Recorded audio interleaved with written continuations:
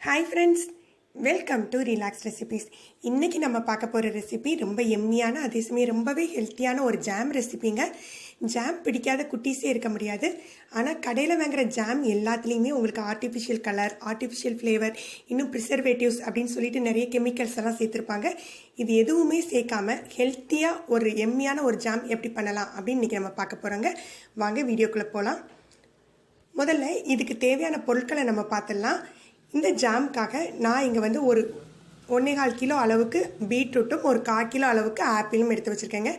அதாவது ரெண்டும் சேர்த்து 1.5 கிலோ வர்ற அளவுக்கு எடுத்திருக்கேன். நல்ல டார்க் கலராக இருக்கிற மாதிரி பீட்ரூட் எடுத்துக்கோங்க. அதில் நல்ல உங்களுக்கு ஹீமோக்ளோபின் நல்ல ஜாஸ்தியாக இருக்கும் உங்களுக்கு.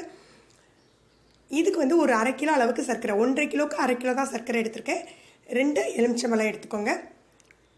இப்போ முதல்ல என்ன பண்ணணும் அப்படின்னா, உங்களுக்கு பீட்ரூட்டையும் ஆப்பிளையும் நல்லா ஸ்லைஸ் பண்ணிக்கோங்க. ஸ்லைஸ் பண்ணி ஆப்பிளில் உள்ள கொட்டையெல்லாம் எடுத்துட்டு இது முங்குற அளவுக்கு தண்ணி விட்டு ஒரு 4 அல்லது 5 விசில் வேக வச்சுக்க போகிறோங்க. ஆப்பிளை நம்ம குக் பண்ணணும் அப்படின்னு அவசியம் இல்லை. ஆனால் நீங்கள் பீட்ரூட்டோடு சேர்த்து வேக வச்சுக்கிட்டிங்கன்னா உங்களுக்கு நல்ல வந்து கன்சிஸ்டன்சி ஜாமில் நல்லாயிருக்கும். அதுக்காக நம்ம சேர்த்து வேக வச்சுக்க போகிறோம். அது முங்குற அளவு தண்ணி விட்டால் போதுங்க. தண்ணி நிறைய விட வேண்டாம். தண்ணி நீங்கள் நிறைய விட்டிங்கன்னா ஜாம் வந்து ஃபார்ம் ஆகிறதுக்கு ரொம்ப நேரம் ஆகும். இப்போ பாருங்கள் 4 விசிலில் நல்லா வெந்துட்டுருக்கு. இது அப்படியே நல்லா ஆற வச்சு நம்ம வேக வச்சோம் இல்லையா, அந்த தண்ணியிலேயே நல்லா நைஸாக அரைச்சி எடுத்துக்கோங்க. இந்த கலவை சூடான பிறகு நம்ம சர்க்கரையை சேர்த்துக்கலாம்.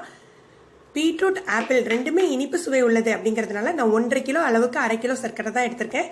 உங்களுக்கு இனிப்பு அதிகமாக தேவைப்பட்டதுன்னா கொஞ்சம் சர்க்கரை எக்ஸ்ட்ரா சேர்த்துக்கோங்க. சர்க்கரையை கொஞ்சம் கொஞ்சமாக சேர்த்து கிளறி விடுங்க. பீட்ரூட் ஜாம் கிளறையில ரொம்ப கவனமாக இருக்கணுங்க. ஏன்னா அது ரொம்ப தெரிக்கும், அதே சமயம் ரொம்ப சூடாகவும் இருக்கும். அதனால ஒவ்வொரு தடவை கிளறையிலையும் நீங்கள் வந்து ஃப்ளேமை லோ பண்ணிக்கோங்க, இல்லை அடுப்பை அணைச்சிட்டு கூட கிளறி விடலாம். பீட்ரூட் வாசம் பிடிக்காதவங்க நேச்சுரல் மிக்சட் ஃப்ரூட் எசன்ஸ் ஏதாவது கிடைச்சதுன்னா சேர்த்துக்கலாம். இல்லது உங்களுக்கு 2-3 ஸ்ட்ராபெரியோட பேஸ்ட் சேர்த்துக்கிட்டிங்கன்னா வாசம் ரொம்பவே நல்லா இருக்குங்க. இல்லை நம்ம ஏலக்காய் தூள் கூட சேர்த்துக்கலாம். சர்க்கரை கரைய உங்களுக்கு வந்து நல்ல ஷைனிங் கிடைச்சிடும். நீங்கள் ஒரு 2 டேபிள் ஸ்பூன் போல் தேன் சேர்த்துக்கிட்டிங்கன்னா இன்னும் நல்ல ஜாமோட ஷைனிங் நல்லாயிருக்கும். அது நம்மளுடைய ஆப்ஷனல் தாங்க. நீங்கள் நிறைய தண்ணி விட்டு பீட்ரூட்டை அரைச்சிருந்தீங்கன்னா அது கட்டியாகிறதுக்கு ரொம்ப நேரம் ஆகுங்க. அப்போ அதோட விட்டமின்ஸ் எல்லாம் வந்து உங்களுக்கு எவாபரேட் ஆகிடும். அதனால கொஞ்சமாக தண்ணி சேர்த்து தான் நம்ம அரைச்சிக்கணும். இந்த மாதிரி அரை மூடி போட்டு நம்ம கொதிக்க விடலாம். ஃபுல்லாக மூடாதீங்க, வேத்து ஊற்றிடும் உங்களுக்கு. இப்போ நல்லா கட்டியாக ஆரம்பிச்சிருச்சு. இன்னும் கொஞ்சம் கட்டியானாக்கில் நம்ம எடுத்து வச்சிருக்கோம் இல்லையா 2 எலுமிச்சம்பழத்தோட சாறு, அதை சேர்த்துக்கலாம். இப்போ நீங்கள் நிறைய லேடிஸ்க்கு பார்த்தீங்கன்னா ஹீமோக்ளோபின் ப்ராப்ளம் நிறைய இருக்குது. அவங்களுக்கு ஹீமோக்ளோபின் நிறைய கம்மியாக இருக்குது. அதுக்கு வந்து நம்ம வந்து நெல்லிக்காய், பீட்ரூட் எல்லாம் சேர்த்துக்கலாம். ஆனால் நீங்கள் பீட்ரூட் பொரியல் பண்ணி சேர்க்கல, நம்ம கொஞ்சமாக தான் சேர்த்துப்போம். அதுக்கு பதிலாக இந்த மாதிரி பீட்ரூட் ஆப்பிள் மிக்ஸ் பண்ணி நீங்கள் ஜாம் பண்ணி வச்சுக்கிட்டீங்க அப்படின்னா டெய்லி 1 ஸ்பூன் 2 ஸ்பூன் டெய்லி சேர்த்துக்கலாம். நமக்கு சத்தும் கிடைக்கும், உங்களுக்கு ஹீமோக்ளோபினும் நல்லா இன்க்ரீஸ் ஆகும் உங்களுக்கு. இதில் வந்து நம்ம எந்த விதமான ஆர்டிஃபிஷியல் கலரும் சேர்க்க போகிறதில்ல, அதே மாதிரி ப்ரிசர்வேட்டிவ்ஸும் சேர்க்க போகிறது இல்லைங்க. அதனால நீங்கள் இதை ஒரு பாட்டிலில் ஸ்டோர் பண்ணி வைக்கல, ஃப்ரிட்ஜில் தான் வச்சுக்கணும். நம்ம ப்ரிசர்வேட்டிவ்ஸ் சேர்க்காததுனால நல்லா கட்டியாயிடுச்சு. இப்படி நீங்கள் தூக்கி கரண்டியில் தூக்கி போடையில அது அப்படியே விழுந்தது அப்படின்னா உங்களுக்கு ஃபார்ம் கரெக்டாக இருக்குது, அந்த கன்சிஸ்டன்சி கரெக்டாக இருக்குன்னு அர்த்தம். இன்னும் கொஞ்சம் ஒரு 2 நிமிடம் ஆனாக்கில் நம்ம எடுத்து வச்சிடலாம்.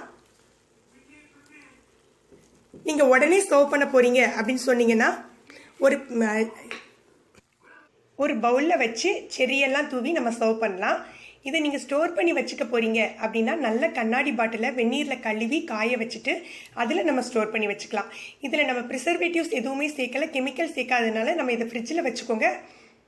இந்த ஜாம் வந்து உங்களுக்கு வந்து சப்பாத்திக்கு, இன்னும் ரொட்டிக்கு, தோசைக்கு கூட ரொம்ப டேஸ்டியாக இருக்குங்க. இதில் நேச்சுரல் கலர்ஸ், நேச்சுரல் ஸ்வீட்னஸ் இருக்கிறதுனால வந்து குழந்தைங்களுக்குமே ரொம்ப பிடிக்கும். நீங்கள் இந்த ஜாமை ட்ரை பண்ணி பாருங்கள். உங்களுடைய கருத்துக்களை கமெண்ட்ஸில் சொல்லுங்கள். உங்களுக்கு இந்த வீடியோ பிடிச்சிருந்தால் லைக் பண்ணுங்கள். உங்களுடைய ஃப்ரெண்ட்ஸுக்கெல்லாம் இந்த வீடியோவை ஷேர் பண்ணுங்கள். இது வரைக்கும் நம்ம சேனலை சப்ஸ்கிரைப் பண்ணாதவங்க சப்ஸ்கிரைப் பண்ணிக்கோங்க. கீழே உள்ள பெல் பட்டனை மறக்காமல் ப்ரெஸ் பண்ணிக்கோங்க. மேலும் ஒரு புதிய வீடியோவில் உங்களை சந்திக்கிறேன். நன்றி.